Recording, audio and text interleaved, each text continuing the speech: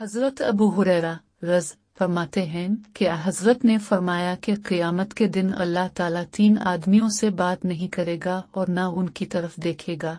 ایک وہ آدمی جس نے اپنے کسی سامان کے متعلق قسم کھا کر کہا کہ اسے اس سے زیادہ قیمت مل رہی تھی جتنی اس نے دی اور وہ جھوٹا ہو۔ دوسرے وہ جس نے عصر کے بعد جھوٹی قسم کھائی تاکہ کسی مسلمان کا مال ہضم کر لے۔ تیسرے وہ کہ جس نے ضرورت سے زائد پانی روک رکھا دیا نہیں،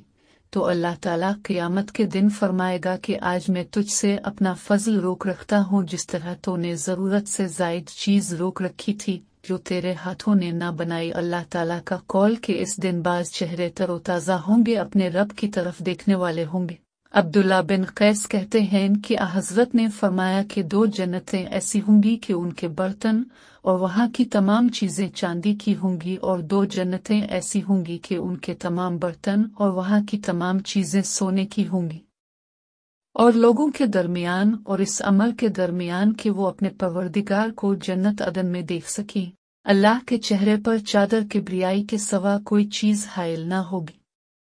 عدی بن حاتم سے روایت کرتے ہیں، انہوں نے بیان کیا کہ رسول اللہ نے فرمایا کہ تم میں سے کوئی نہیں مگر عنقریب اس سے اس کا پروردگار گفتگو کرے گا، اس حال میں کہ اس کے اور پروردگار کے درمیان نہ کوئی ترجمان ہوگا اور نہ ہی کوئی پردہ حائل ہوگا۔